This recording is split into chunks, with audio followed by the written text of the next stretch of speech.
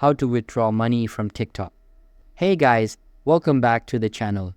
In today's video, I'm going to show you how to withdraw money from TikTok.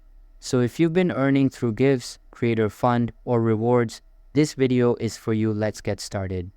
First, open the TikTok app and go to your profile. Now tap on the three lines in the top right corner. A menu will pop up on the screen. From the list, tap on Balance. Loading will take some time to open. Here you will see all of your wallet type interface of your TikTok account. My balance is 0 as I have no earning from TikTok.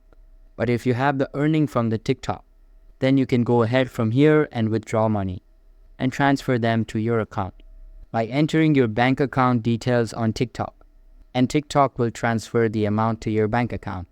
That's easy as it sounds. The money usually arrives in your PayPal within a few business days. And that's it.